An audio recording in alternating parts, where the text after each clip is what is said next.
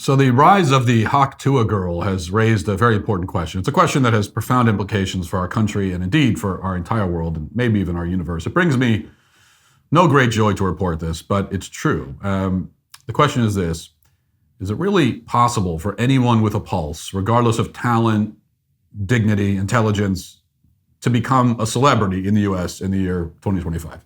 Have we truly entered an age in which even the most talentless and unimpressive people on the planet are capable of making millions of dollars simply by behaving in the most annoying fashion imaginable?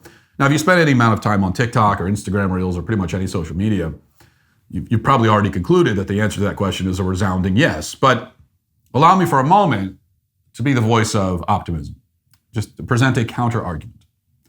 And that counter-argument is named Meghan Markle, otherwise known as the fake Duchess of Sussex. As you probably know, Meghan Markle gave up royalty several years ago with the goal of becoming a social media influencer. But in a turn of events that poses a very clear problem for her grand plan, it turns out that Meghan Markle has no influence.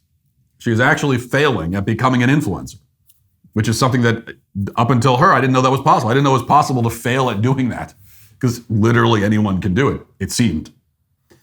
Several years ago, when she and Prince Harry signed a $100 million deal with Netflix, a statement like that would have been unthinkable. But it's not unthinkable anymore. This deal recently produced a 5-part documentary called Polo, which is either about horses or about collared short-sleeve shirts. I didn't check. Either way, every single reviewer panned it. The Telegraph wrote that it was a dull indulgence about a rich person's pursuit. The Guardian called it unintentionally hilarious, saying that it, quote, feels like a spoof documentary designed to play on screens in the background of episodes of Succession. An outlet called The Decider wrote that the documentary is, quote, a mostly boring look at a sport that very few people outside of elite circles have any particular interest in. Okay, so I guess it is about horses and not shirts. Anyway, these are the kinds of outlets that Meghan Markle and Prince Harry have desperately tried to pander to over the years, and it's not working well for them at the moment. In fact, the reviews were so bad that rumors began circulating about the future of that $100 million Netflix deal. A lot of people began wondering if Markle's follow-up show about cooking, gardening, and entertaining might be canned. One alleged insider told the Daily Mail, quote, there won't be another deal. There may be one-offs, but that's it. A-listers are now actively keeping away from them and events that they're apparently going to attend. Apparently, according to this unnamed source, things are so bad that Oprah did not invite Meghan Markle to a surprise birthday party that she threw for Gayle King. That's a tragedy.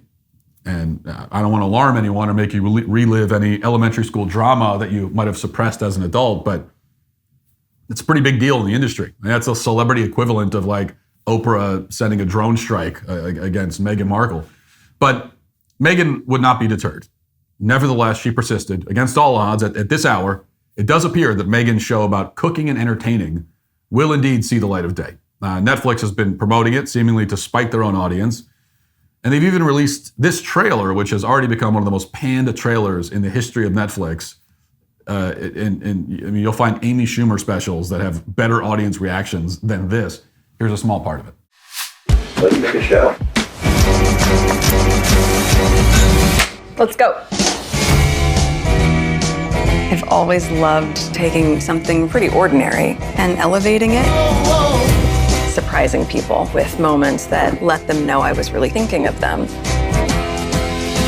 What? This is probably one of the most glamorous moments of my life. It's magic. I'm gonna share some little tips and tricks. I see what color I gravitate to, and everything goes from there.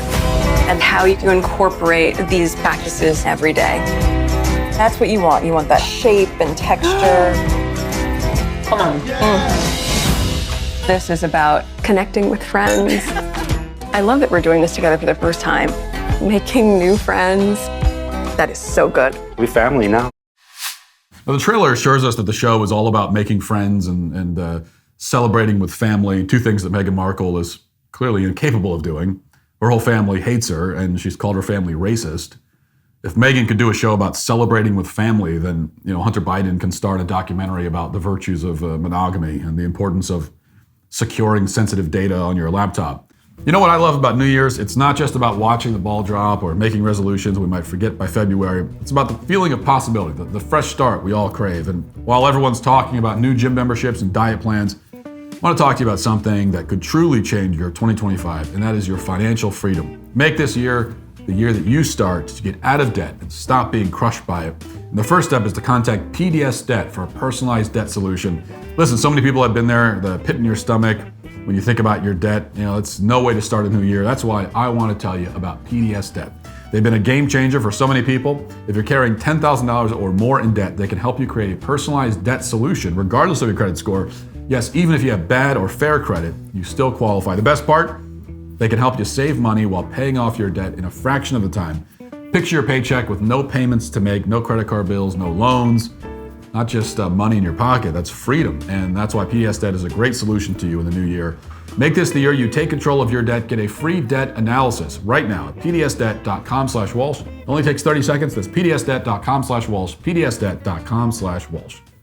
So we're approaching unprecedented lack of self-awareness over at Netflix, which is truly saying something. But there are a lot of layers to the lack of self-awareness here. And in case you've forgotten this whole episode, Meghan Markle famously claimed that she changed the course of history when she was an 11-year-old child by pressuring Procter & Gamble to stop running an allegedly sexist commercial for dish soap.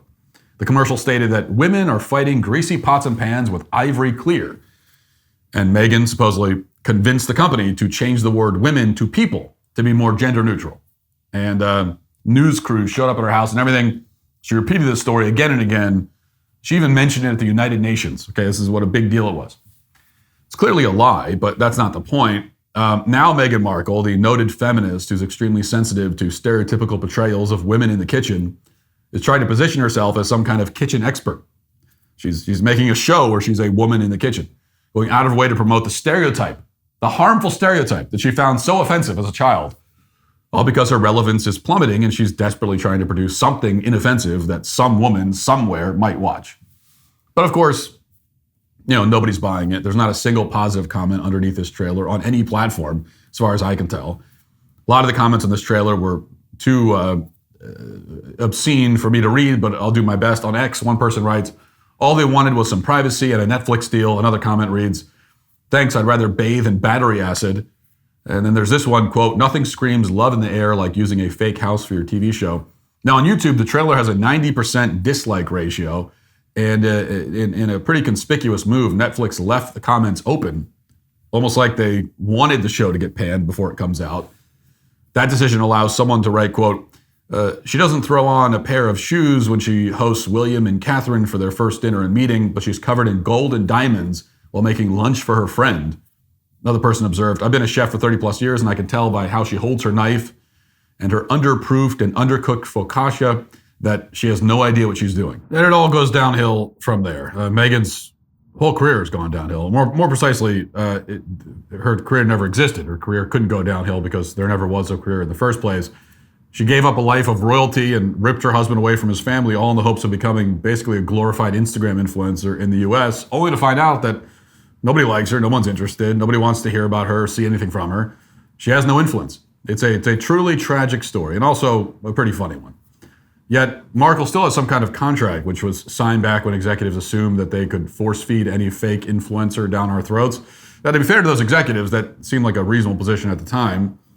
It even seemed reasonable as of last summer when the Haktua girl exploded in popularity. But based on the reaction that Meghan Markle's show is receiving right now, thankfully, it's not a reasonable position anymore. And that is why Meghan Markle and her new show about cooking and making friends and loving her family, three things she clearly does not do, are today canceled. If you'd like to see what else I have to say, you can access my full show by going to dailywire.com or by going to the Matt Walsh Show Twitter page. Hope to see you there. Godspeed.